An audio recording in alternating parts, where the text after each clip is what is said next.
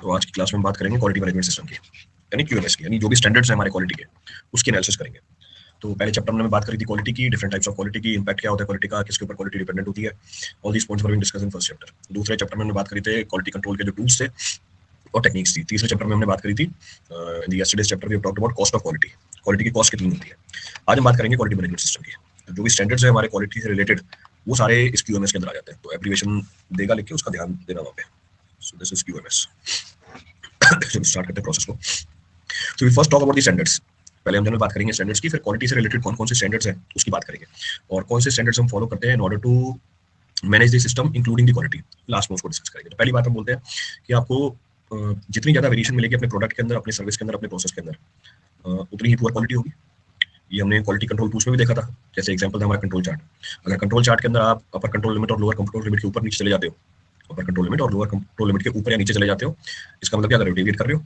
The quality of the product will not be as expected. Variation क्या निकल के आएगी, ज्यादा निकल के आएगी। तो उसी चीज को यहाँ पे पहले एम्फेसाइज किया कि जितनी ज्यादा वेरिएशन है laser will be the quality and vice versa. जितनी कम वेरिएशन है उतनी अच्छी क्या मिलेगी आपको, क्वालिटी मिलेगी। इसका मतलब अगर आपको अपने प्रोडक्ट की, सर्विस की, प्रोसेस की क्वालिटी इंप्रूव करनी है, वेरिएशन क्या होनी चाहिए, कम होनी चाहिए। तो thus in order to improve the quality the variation should be minimised. अगर हमें हमारे प्रोडक्ट की क्वालिटी को इंप्रूव करना है, वेरिएशन को कम करना पड़ेगा। चलो ठीक है, अब वेरिएशन को कम करना है, कितना कम करें, यहाँ पे कौन पिक्चर में आता है, यहाँ पे स्टैंडर्ड्स पिक्चर में आ जाते हैं। तो thus standardisation leads to reduction in the variation. अगर आपने स्टैंडर्डाइज अपने प्रोडक्ट को, अपने प्रोसेस को, अपनी सर्विस को, वेरिएशन क्या हो जाएगी, कम हो जाएगी। So we can say standardisation leads to the reduction of variation.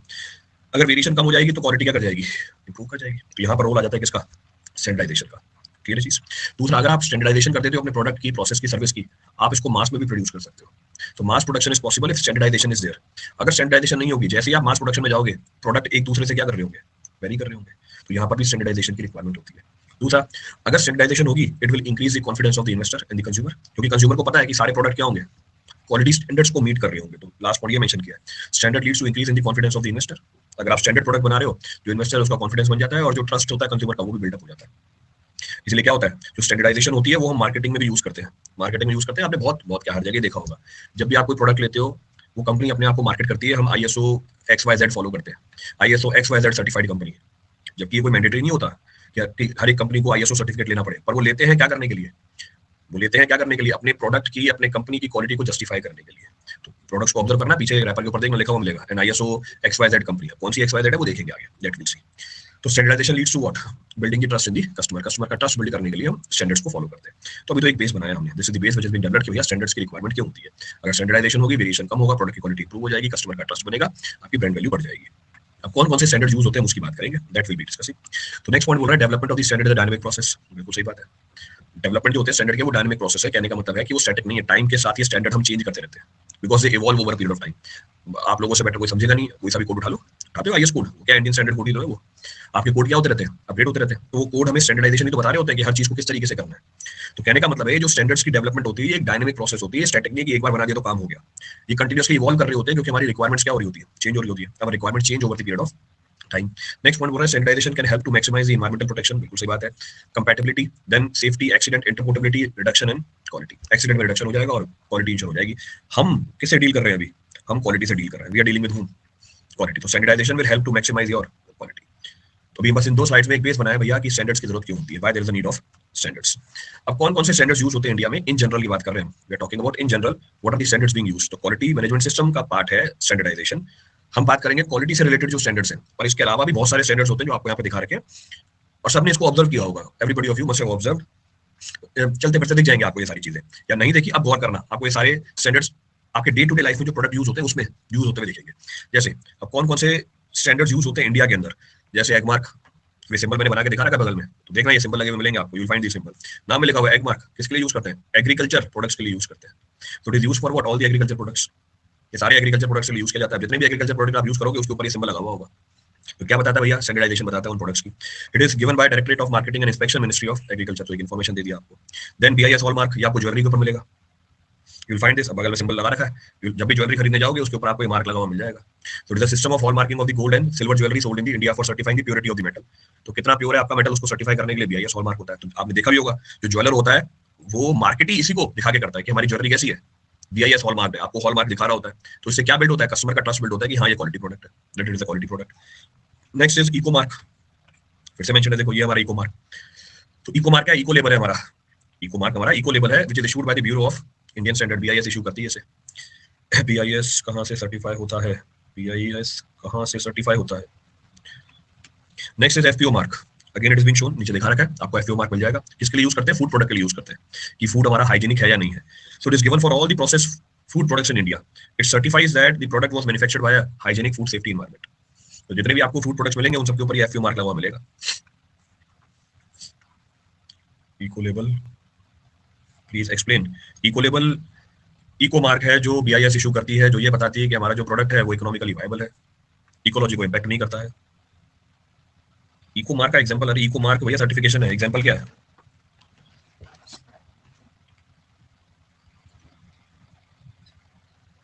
ये मार्क मिलते कैसे हैं? इको फ्रेंडली प्रोडक्ट्स के लिए भैया बीआईएस हॉलमार्क है। आप ज्वेलरी प्रोड्यूस कर रहे हो, ज्वेलरी प्रोड्यूस कर रहे हो, आप अपनी ज्वेलरी भेजोगे इनके पास, वो टेस्ट करेंगे, वो टेस्ट करके आपको मार्किंग प्रोवाइड करेंगे। तो ये चीज पूछना चाहते थे कैसे मिलते हैं?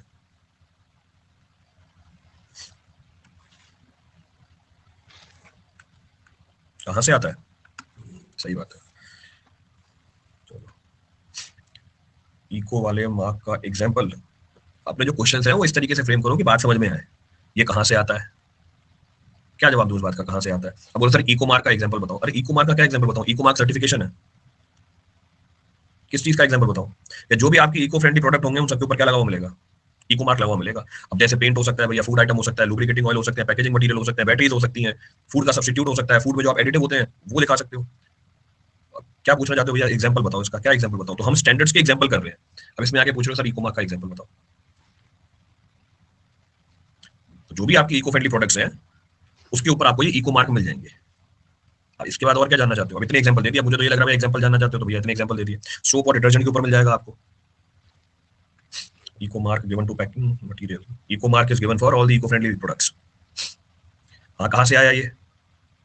अब इसने बोला कि जैसे अपने टेक्निकल कॉलेज एआईसीटी से अप्रूव होते हैं, मैं सवाल पूछता हूँ कहाँ से आया है, कहाँ से मिलता है ये सवाल पूछ रहे थे ना आप, ये कहाँ से मिलता है एआईसीटीई?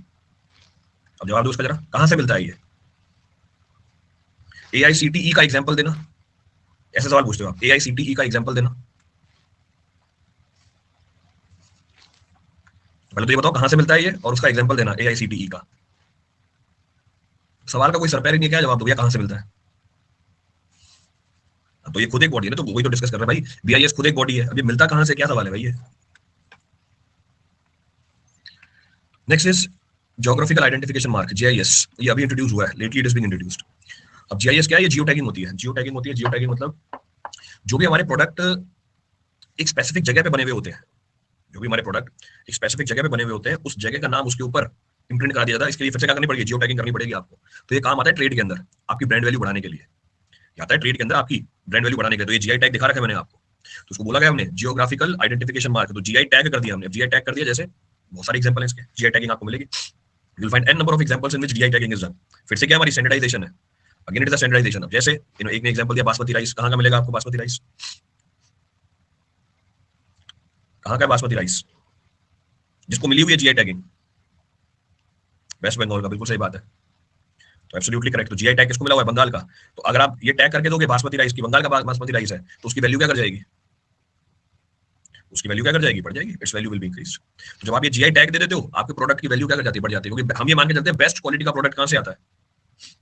बेस्ट क्वालिटी का प्रोडक्ट कहाँ से आता है? इन्हीं जगहों से आता है। जैसे एग्जांपल दार्जिलिंग की चाय, जैसे एग्जांपल क्या है? दार्जिलिंग की चाय है। जैसे एग्जांपल चंदेरी की साड़ी है, ये सारे नाम सुने हुए होंगे आपने, चंदेरी की साड़ी। अब चंदेरी जगह का नाम, ये टैग कर दिया, साड़ी कहाँ से आई है? चंदेरी से आई है, भले मिलती कहीं भी हो, नाम रख देंगे चंदेरी की साड़ी है।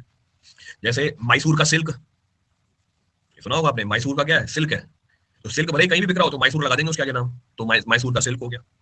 तो ये क्या कर रखा है हमने? जीआई टैग कर रखा है, ये टैगिंग इज बीइंग डन। तो बहुत सारे एग्जांपल मिलेंगे आपको, you will find many types of example.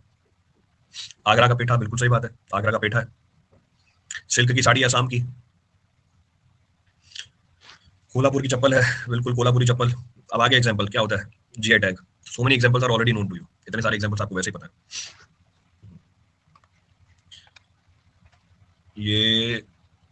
ये भैया इको लेबल दिया है एक ने, इसके बाकी के कंपैरिजन में रेट डबल हो जाएगा। अब यार ये तो मुझे पता नहीं रेट डबल हो जाएगा नहीं होगा। तो आपने फिर से एक सवाल ऐसा पूछा, रेट डबल हो जाएगा अगर 1.5 टाइम्स हुआ तो? तो नहीं लेंगे, डबल होगा तभी। अच्छा हो सकता है तो ठीक है। तो एक अच्छा ये क्या देख रहे थे पिक्चर, ये भैया इको लेवल आया हुआ है, जैसे इको लेवल बनते example of eco level is being given to you. तो प्रोडक्ट्स के ऊपर आपको मिलेगा जो भी इको फ्रेंडली प्रोडक्ट्स होंगे, you will find eco levels on this. कौन से प्रोडक्ट का ऊपर लगा रखा है ये नहीं पता, बस आपको सिंबल दिखा रखा है, वो तो मैंने भी शो कर रखा था यहाँ पे इको लेवल का। तो हम बात कर रहे थे किसकी, जीआईएस की। जीआईएस क्या है? So it is identified under the WTO agreement on trade related aspect of intellectual property rights. Example दे रखा है Darjeeling tea and basmati mark. अब इसके अलावा भी हमने खूब सारे एग्जांपल्स डिस्कस कर लिए, apart from this also many examples are being discuss. बहुत सारे प्रोडक्ट्स हैं इंडिया में भी जिनको क्या किया हुआ है, जीआई टैग किया हुआ है। एडवांटेज क्या होता है, जब आप इसको बेच रहे होते हो तो आपके प्रोडक्ट की वैल्यू कंपैरेटिवली ज्यादा होती है।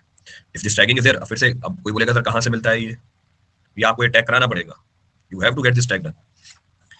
इंटरनेशनल लेवल पर वैलिड होते हैं, बिल्कुल वैलिड होते हैं।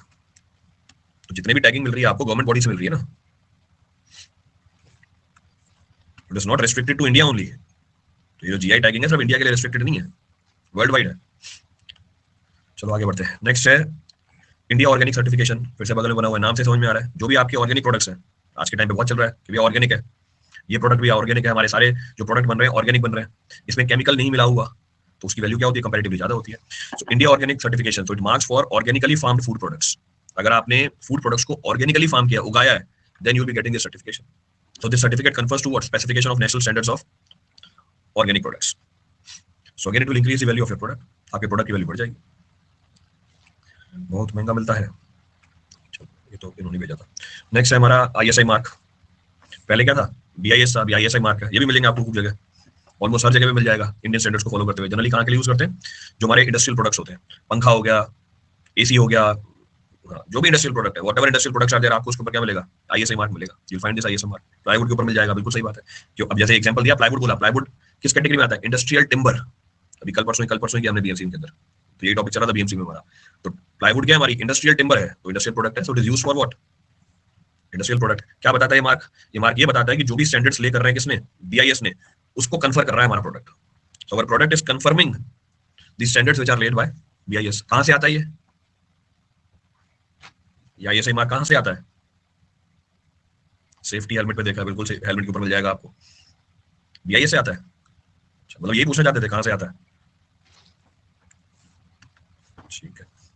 Next is non polluting vehicle mark. ये भी सबकी गाड़ियों के ऊपर लगा होता है, पॉल्यूशन चेक कराते हो, तो आज के टाइम पे ये भी बहुत पॉपुलर है, पकड़ लेते पुलिस वाले, दिखाओ पॉल्यूशन करवाया नहीं करवाया। तो ये क्या होता है, नॉन पॉल्यूटिंग व्हीकल मार्क है, तो इमिशन चेक होते हैं। कहां से आता है ये भैया, हमें चेक कराना पड़ता है भाई, तो चेक कराओ, वो सर्टिफिकेट इशू कर देते हैं, आप गाड़ी के आगे चिपका देते हो उसे, जो ये बताता है कि हाँ पॉल्यूशन इज अंडर चेक।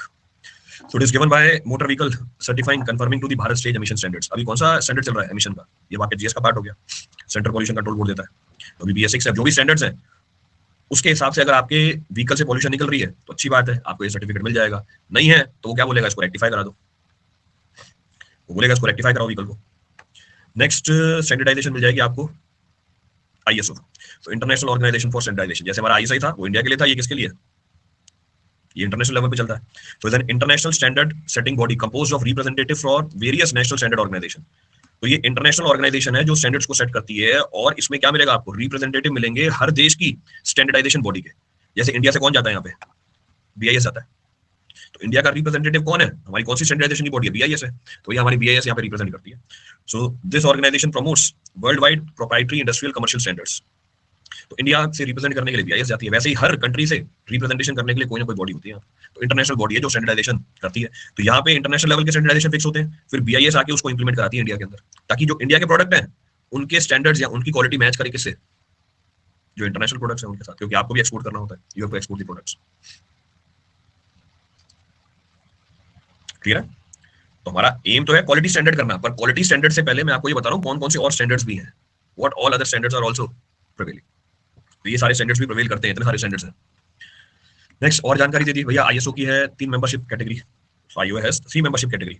अब 3 मेंबरशिप कैटेगरी क्या है, पहली मेंबर बॉडीज, ये क्या होते हैं, ये परमानेंट मेंबर्स होते हैं इनके, ये परमानेंट मेंबर्स होते हैं इसके, ये परमानेंट मेंबर्स होते हैं कौन से, हर कंट्री से एक रिप्रेजेंटेटिव बॉडी इसका मेंबर बनती है।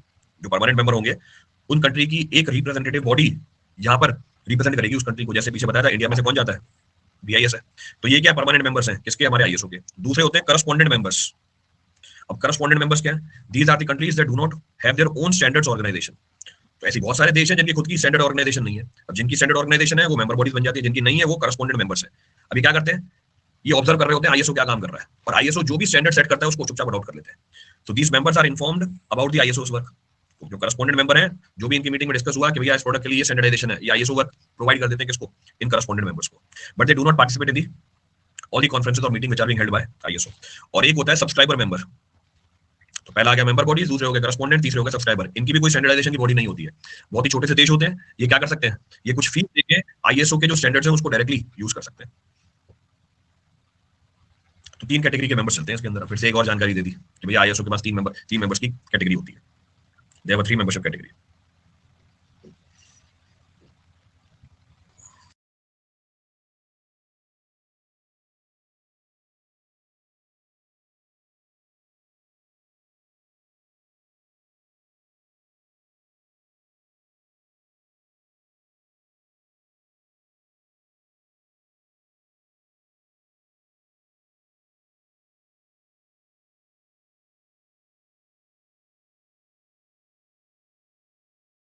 डन।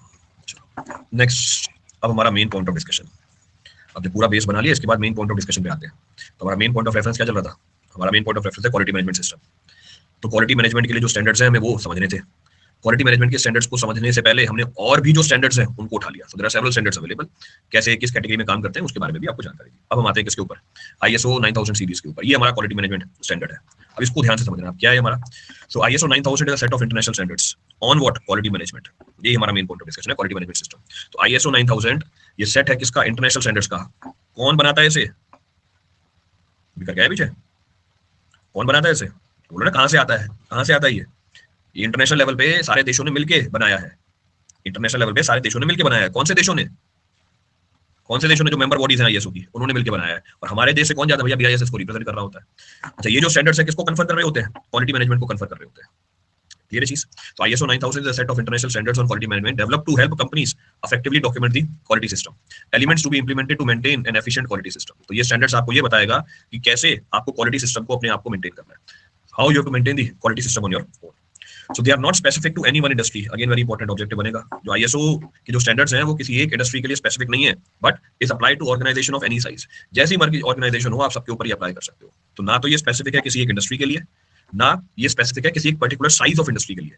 तो जिस मर्जी इंडस्ट्री पे लगाओ, चाहे जो मर्जी आपकी साइज हो। दूसरा, ये हेल्प करती है कंपनी को क्या करने के लिए, सेटिस्फाइज कस्टमर एक्सपेक्टेशन। जो भी कस्टमर एक्सपेक्ट कर रहा है in regard to the quality, वो सेटिस्फाई करने में आपको ये स्टैंडर्ड्स हेल्प करेंगे to meet the regulatory requirements and to achieve the continual improvement.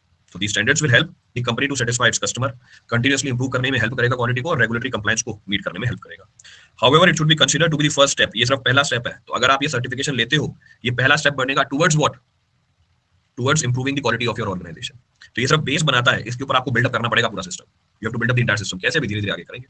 So it should be considered to be the first step, the base level of the quality system, and not a complete guarantee of quality. तो लिखा हुआ है ना कि अगर आपके पास ये certification है, इस बात का मतलब बिल्कुल ये नहीं है कि आपका प्रोडक्ट क्या होगा, क्वालिटी का होगा। तो ये बस बेस लेवल यानी बेस स्टैंडर्ड्स को सेट कर देगा।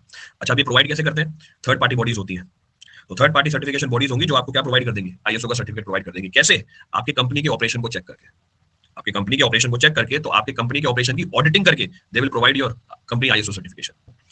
अब आपको अगर 9001 चाहिए, तो जो भी क्वालिटी के स्टैंडर्ड्स हैं उनका ऑडिट होगा आपके पर्टिकुलर इंडस्ट्री में। अगर वो सारे स्टैंडर्ड्स को मैच कर रहे हैं, आपको ये सर्टिफिकेट मिल जाएगा। नहीं मैच कर रहे, आपको बता के जाएंगे वो कि ये चीजें आप इंप्रूव कर लो, नेक्स्ट टाइम आपको सर्टिफिकेट मिल जाएगा, you will get the certificate. Clear है। चलो आगे बढ़ते हैं फिर। अब इस सीरीज के अंदर कौन कौन से स्टैंडर्डाइजेशन आते हैं, अगेन ये आपके जीएस में भी आ सकता है। सो हम बात कर रहे थे आईएसओ 9000 सीरीज की। अब उठाते हैं एक करके। सो आईएसओ 9000 2015 डील करता है किससे, क्वालिटी मैनेजमेंट सिस्टम से। आईएसओ 9001 2015 डील करता है किससे, क्वालिटी मैनेजमेंट सिस्टम की रिक्वायरमेंट से। 9000 में क्या आएगा, इसके फंडामेंटल्स आएंगे और इसकी वोकैबुलरी आएगी, यानी इसके जो नॉमेनक्लेचर है वो आएंगे। ISO 9004 2009 quality management system managing for the sustained success of the organization, यानी जो कंटीन्यूअस इंप्रूवमेंट है उसके बारे में जानकारी मिलेगी आईएसओ 9004 के अंदर। तो 9000 क्या बताएगा आपको, 9000 इसके फंडामेंटल्स बताएगा और वोकैबुलरी बताएगा, यानी जो भी टर्म्स यूज कर रखी है इसके अंदर। दूसरा, 9001 में क्या मिलेगी, क्वालिटी मैनेजमेंट सिस्टम की रिक्वायरमेंट्स मिलेगी। 9004 में क्या मिलेंगी, कंटीन्यूअस इंप्रूवमेंट के प्रोसेस पता चलेंगे आपको। तो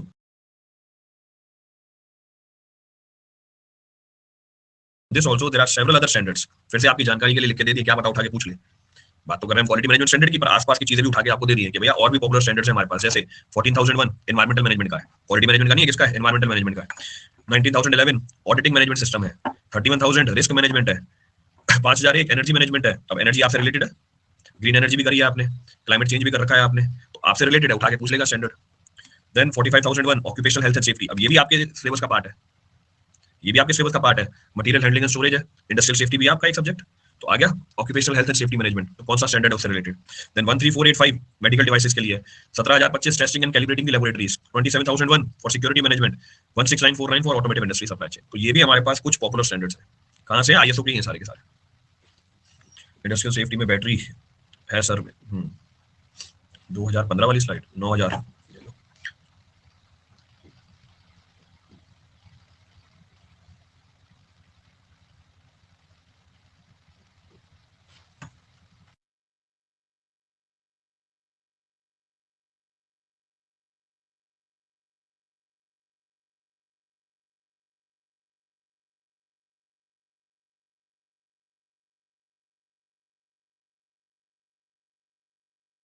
बताएगा आपको कौन सी फैमिली से बिलोंग करता है। ये आईएसओ 19000 फैमिली से बिलोंग करता है, क्लियर है, सॉरी 9000 फैमिली से बिलोंग करता है। अब ये क्या है, तो ISO 9001 is a globally recognised standard for quality management system, जिसमें हम इसकी रिक्वायरमेंट के बारे में समझेंगे। That provides the organisation with the framework to ensure the consistently meet customer regulatory requirements और also enhance the customer satisfaction. ISO 9001 आपको बताएगा क्वालिटी स्टैंडर्ड्स के बारे में, जिससे आप जो रेगुलेटरी कंप्लायंसेस है उसको मीट कर पाओगे, कस्टमर की सैटिस्फैक्शन को एनहांस कर पाओगे, और जो भी कस्टमर की एक्सपेक्टेशन है उसको कंसिस्टेंटली मीट कर पाओगे। ये जो स्टैंडर्ड्स है पार्ट है किसका, आईएसओ 9000 फैमिली ऑफ स्टैंडर्ड्स का, जो फोकस करता है किसके ऊपर, क्वालिटी मैनेजमेंट प्रिंसिपल के ऊपर। ISO 9001 is applicable to any organization, पीछे ही बताया था, ये एप्लीकेबल है हर एक ऑर्गेनाइजेशन के लिए रिगार्डलेस ऑफ इट्स साइज, चाहे छोटी ऑर्गेनाइजेशन हो 10 लोग काम कर रहे हैं, बड़ी ऑर्गेनाइजेशन हो 10,000 लोग काम कर रहे हैं, टाइप चाहे लेदर इंडस्ट्री है, चाहे फूड इंडस्ट्री है, चाहे ऑटोमोबाइल है, चाहे पेंट इंडस्ट्री है, कोई सी भी इंडस्ट्री हो, और दी products and services it offers, वो कोई सा भी प्रोडक्ट कोई सी भी सर्विस ऑफर कर रही हो, चाहे आईटी इंडस्ट्री हो, चाहे आपकी डिफेंस हो, हर जगह एप्लीकेबल होगा। It will be applicable for all types of organization, जिस मर्जी साइज की हो, जिस मर्जी टाइप की हो, चाहे कोई सा भी प्रोडक्ट बनाती हो, चाहे कोई सी भी सर्विस प्रोवाइड करती हो हमारी ऑर्गेनाइजेशन। नेक्स्ट, अब इसका स्ट्रक्चर क्या है, क्या प्रिंसिपल है, क्या बेनिफिट है, उसकी हम बात करते हैं। So now will be talking about the detail aspects of this ISO 9001। तो पहले हम बात करेंगे की प्रिंसिपल्स ऑफ आईएसओ 9001। अब यहाँ से आपके सवाल बनना चालू हो जाएंगे, जो पूछे जाएंगे कि भैया की प्रिंसिपल्स क्या है इसके, किन किन चीजों के ऊपर बेस्ड है ये हमारी क्वालिटी मैनेजमेंट सिस्टम। पहला, कस्टमर फोकस, टाइटल से समझ में आ जाएगा। तो ये जो 9001 का प्रिंसिपल है, किसको फोकस करके बनाया हुआ है, कस्टमर को फोकस करके बनाया हुआ है। इसका मतलब कस्टमर की नीड क्या है, क्या आपका प्रोडक्ट कस्टमर की नीड को मीट करता है या नहीं करता है, क्या आपका प्रोडक्ट कस्टमर की एक्सपेक्टेशन को मीट करे और उसको एक्सीड भी करे, ये कोर बनता है किसका, क्वालिटी मैनेजमेंट सिस्टम का। तो मेंशन भी होगा, so the organization must understand the customer need, customer की नीड को समझो, मीट देयर रिक्वायरमेंट, जो भी उनकी रिक्वायरमेंट है उसको फुलफिल करो, और कोशिश करो कि आप उनकी एक्सपेक्टेशन को भी क्या कर जाओ, एक्सीड कर जाओ। तो ये कोर बनता है किसका, क्वालिटी मैनेजमेंट सिस्टम का। तो ये फोकस रखता है कस्टमर के ऊपर। सारी चीजें, सारे स्टैंडर्ड्स जो डेवलप हुए हैं किसको दिमाग में रखे हुए हैं, कस्टमर को दिमाग में रखते हुए हैं। Next, leadership. अब लीडरशिप क्या है, ये लीडरशिप को पकड़ता है जाके, और लीडरशिप को पकड़ता है और ये जानने की कोशिश करता है कि भैया उनका विजन क्या है। नहीं है ऐसा विजन जो क्वालिटी से रिलेटेड है, उससे अलाइन नहीं है तो उसको अलाइन कराते हैं। ये तभी बोला नहीं, सर्टिफिकेशन तभी मिलेगा जब ये सारी चीजें फुलफिल होती है। So leaders at all the levels should establish a unified vision and set a clear direction to align the organisation with its goal. और एक कॉमन गोल है क्या, towards the, there will be a common goal towards the achieving of the quality product. आपकी जो service और product है वो क्या होना चाहिए, क्वालिटी का होना चाहिए। तो ये आपके लीडरशिप से ही आना चाहिए कि नहीं भैया मेरा प्रोडक्ट कैसा हो, क्वालिटी का हो, my product should be quality product. और ये जो लीडरशिप है हर एक लेवल पे सेम चीज को रेजोनेंस करे। रेजोनेंस करे मतलब जो टॉप मैनेजमेंट है वो भी ये बोले कि क्वालिटी का प्रोडक्ट बनना चाहिए नीचे वाले स्टाफ को, और जो नीचे वाला स्टाफ है वो अपने कहीं पर भी लैग आ रहा है, it means the quality product और service will not be delivered. Next, engagement of the people. ये जो स्टैंडर्ड है हमेशा फोकस करते हैं कि जितनी भी पार्टीज इन्वॉल्व है आपकी ऑर्गेनाइजेशन में, उन सबको एंगेज करो हर एक लेवल पे। एंगेज करो मतलब उन सबसे पूछो भैया क्या चाहिए, किस तरीके से हम क्वालिटी को इंप्रूव कर सकते हैं, क्या आपकी प्रॉब्लम है जिसको हम एलिमिनेट करें और हमारा क्वालिटी प्रोडक्ट या सर्विस निकल के आए। तो it involves the engagement of all the people. ऐसा नहीं है कि लीडरशिप ने डिसाइड कर लिया और नीचे बता दिया आपको और आप उससे अलाइंड ही नहीं हो, you are not aligned with that. So here employees at all the levels should be involved in the processes and decisions of the organisation.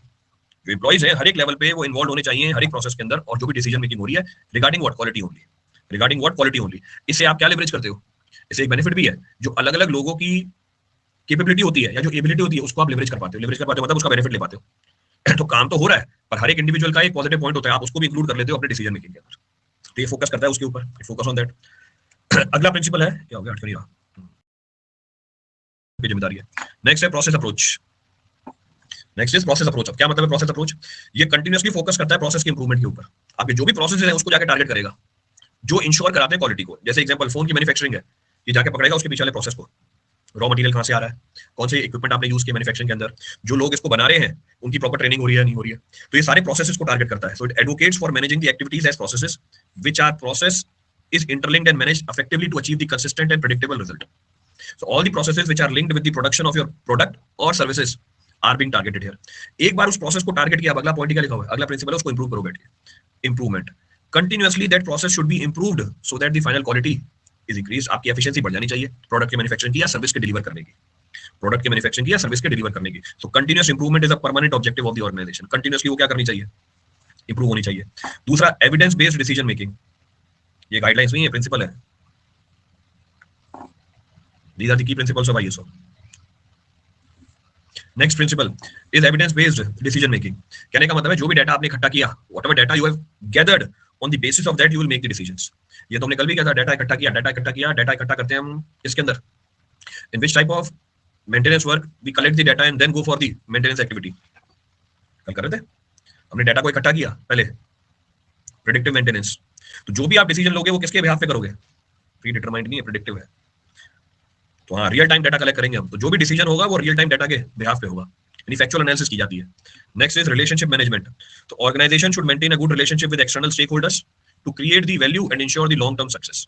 जितने भी स्टेक होल्डर्स हैं उनके साथ प्रॉपर रिलेशनशिप मेंटेन होनी चाहिए. Predictive maintenance.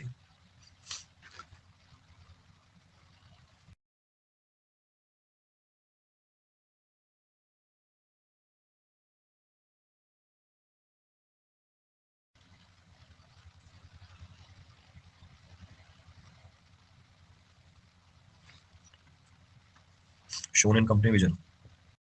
कंपनी का जो आप जब भी किसी कंपनी की एक बार वेबसाइट खोलना, आपको होम पेज पे वो लिख के देगा आवर विजन. तो वो कहां से आता है, लीडरशिप से आता है. तो वो है पॉइंट यहाँ पे, नीचे डायरेक्टर का साइन किया हुआ होगा या फोटो लगी हुई होगी उसकी, और वो बताएगा भैया हमारा विजन क्या है. तो इस विजन में वो हमेशा बात करेगा क्वालिटी की. विजन में वो हमेशा बात करेंगे क्वालिटी की, कि हम कंटिन्यूअसली क्वालिटी को इंप्रूव करते रहेंगे और कस्टमर की एक्सपेक्टेशन को मीट करते रहेंगे.